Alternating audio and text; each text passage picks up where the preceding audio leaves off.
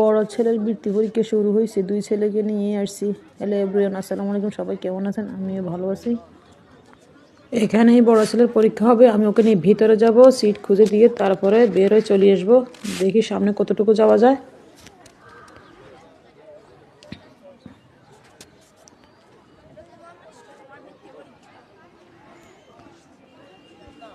অনেকেই আসতেছে আস্তে আস্তে। ওর রুমে আসলাম আমি, আমাকে বাধা দিছে, কিন্তু আমি ঠেলেই চলে এসেছি। এটা তার সিট নাম্বার, 4 নাম্বার কক্ষ। এটার সাথে এটা মিলিয়ে আমি তাকে বসিয়ে দিলাম। আমি নিচে চলে যাব। সবাই এখনো আসেনি, আস্তে আস্তে আসা শুরু হয়েছে।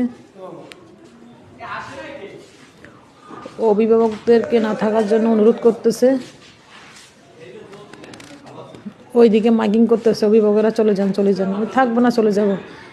আমার ছোটো ছেলেও ঘোরাঘুরি করতেছে।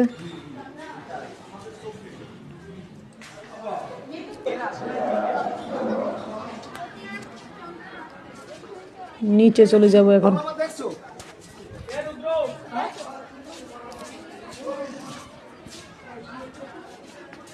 আজকে বাংলা পরীক্ষা হবে, কালকে হবে ইংলিশ। সবাই খুব টেনশনে আছে।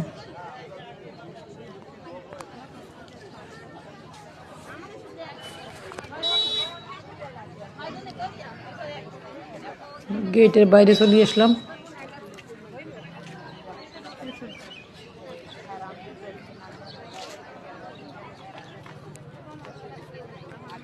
পুলিশ দিবে, বাইরে থাকতে হবে, ভিতরে কেউ থাকতে পারবে না। সবাই বের হয়ে যাবে প্রশ্ন দেওয়ার আগেই।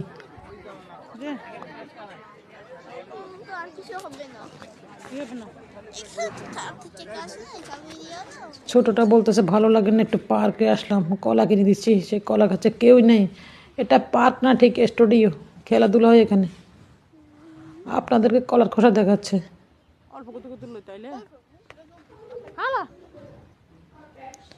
বিশাল স্টেডিয়াম।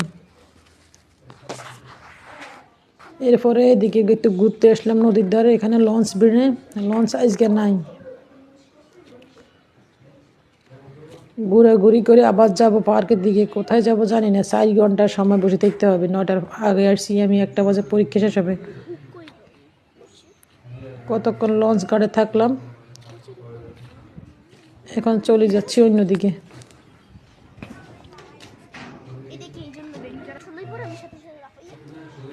এখন প্রায় 12টা বাজে। ওর সময় কাটতেছে না কি করবে নিজেও বুঝে না।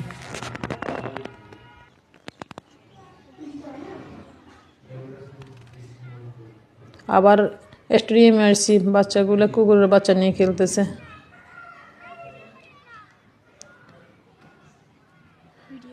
আমারে বলে আন্টি ভিডিও করিয়েন না।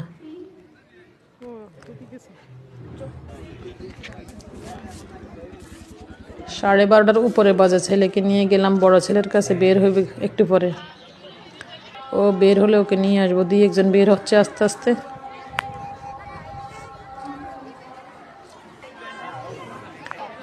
আজকে এত ঠান্ডা, মনে হয় যেন বৃত্তি পরীক্ষা হবে, এই জন্য এত শীত।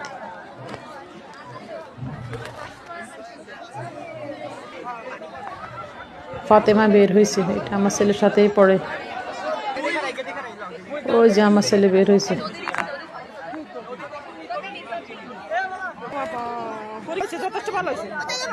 পরীক্ষার রুম থেকে বের হইলে পরীক্ষা ভালো হয়েছে নি, দিছি নি, কত কিছু জিজ্ঞেস করে, পাইছ নি। আমি কিছু জিজ্ঞেস করবো না, বাসায় চলে যাবো এখন ছেলেকে নিয়ে। একটু চা খাওয়াই বাসায় চলে যাবো বলতেছে, অনেক ঠান্ডা। আসলেই ঠান্ডা, আজকে এত ঠান্ডা।